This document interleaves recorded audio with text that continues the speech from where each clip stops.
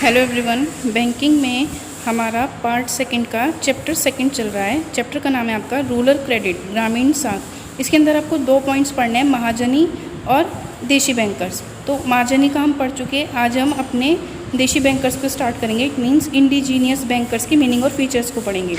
सबसे पहले देशी बैंकर्स होता क्या है, जो नॉर्मल लैंग्वेज है उसमें हम ये कह सकते हैं कि कोई भी व्यक्ति जो जनता की जमा को स्वीकार करता है और उस जमा से लोन देता है, हुंडी का व्यवसाय करता है, वो आपका देशी बैंकर्स के अंतर्गत आता है। अब ये ध्यान रखेंगे, दूसरा व्यापार भी करते हैं, ये इनका मेन काम नहीं होता, बल्कि ये जो लोन देना है ये इनका सहायक कार्य कहलाता है।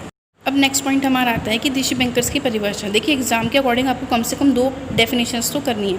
मैं आपको नॉर्मल डेफिनेशन बता देती हूँ कि इसकी जो विशेषताएं हैं वो सारी परिभाषाओं के अंतर्गत सम्मिलित की जा सकती है। यानी कि उचित परिभाषा जो है वो आप देखेंगे कि वो संस्था जो अपने ग्राहकों से जमा स्वीकार करके उसको ऋण के तौर पर देती है, और ये ऋण मेनली किस काम के लिए होता है, प्रोडक्शन एक्टिविटीज़ के लिए होता है, और उस ऋण के बदले में वो हुंडियों का व्यापार करती है। तो वो क्या कहलाता है, आपका देशी बैंकर्स के अंतर्गत सम्मिलित किया जाता है। इसमें केंद्रीय बैंकिंग जांच समिति, ध्यान रखिए, 1929 ईस्वी और बैंकिंग आयोग 1972, इन दोनों डेफिनेशंस को आप अच्छे से तैयार कर लेंगे।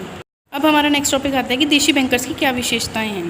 पहला, भारतीय बही खाता प्रणाली का प्रयोग। आपने 11th में न्यूमेरिकल का पोर्शन किया होगा, उसमें हमने भारतीय बही खाता प्रणाली यानी कि सारी की सारी बहियाँ यूज़ की जाती हैं, जमा बही, रोकड़ बही। तो इन प्रयोगों का मतलब इन बहियों का यूज़ मेनली किया जाता है। गोपनीयता, ये किसी को भी अपने बारे में कुछ भी हिसाब नहीं देते, ग्राहकों से भी हिसाब किताब गोपनीय रखते हैं। क्यों? ताकि इनके लोन की प्रतिष्ठा बनी रहे, किसी को पता ना चले कि किस रेट से इंटरेस्ट कितने व्यक्ति से ले रहे हैं।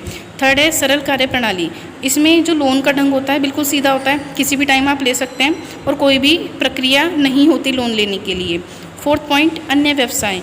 ये इस ऋण देने के साथ साथ यानी कि बैंकिंग व्यवसाय के साथ साथ अन्य तरह के व्यवसाय भी करते हैं, और जो हिसाब है उसका कार्य पुस्तकों में भी करते हैं। तो ये 4 आपके बेसिक फीचर्स हैं, विशेषताएं हैं। पहली आपकी भारतीय बही खाता प्रणाली का प्रयोग, देशी बहियों का यूज़ करते हैं, गोपनीयता रखते हैं, किसी को अपने बारे में कुछ नहीं बताते, इनका जो काम है बिल्कुल सरल है, कोई अनपढ़ व्यक्ति भी इनसे लोन ले सकता है, और ये इसके साथ साथ कोई दूसरा अपना व्यापार भी करते हैं। नेक्स्ट पॉइंट है हमारा ऊंची ब्याज दर। इनकी जो ब्याज की दर होती है वो ऊंची रहती है, और ये ब्याज की दर अपने अकॉर्डिंग डिसाइड करते हैं, क्योंकि सरकार का इनका हस्तक्षेप नहीं होता। 6 पॉइंट है ऋण देने में अनेक विधियाँ। ये हमारे उत्पादक और अनुत्पादक दोनों प्रकार के कार्यों के लिए ऋण देते हैं, और ऋण नकद भी देते हैं, वस्तुओं के रूप में भी देते हैं, औजार के रूप में भी देते हैं, खाद के रूप में भी देते हैं। मतलब किसानों की जितनी भी फैसिलिटीज़ होती हैं उसके रूप में भी ये ऋण प्रोवाइड कराते हैं।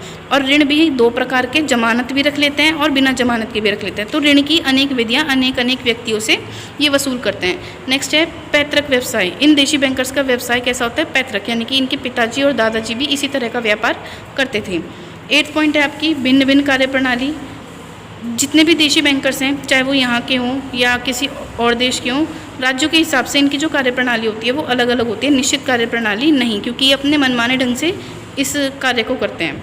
9th पॉइंट है इसमें अनिश्चित कार्यविधि। निश्चित समय नहीं होता, 24 घंटे ऋण देते हैं, कोई औपचारिकता नहीं होती, तो ये भी इसकी विशेषता में सम्मिलित किया जाता है। ऊंची ब्याज दर, ऋण देने की विधियाँ अलग अलग होती हैं, इनका पैतृक व्यवसाय होता है, कार्यप्रणाली भिन्न होती है, और किसी भी समय ये ऋण प्रोवाइड करा देते हैं। तो आज हमने देशी बैंकर्स की मीनिंग और डेफिनेशंस और इसकी विशेषताएं पढ़ी। आज हम केवल इतना ही रखते हैं। अगर इसमें भी कोई आपको दिक्कत होती है तो प्लीज़ मुझे इन्फॉर्म कर दें।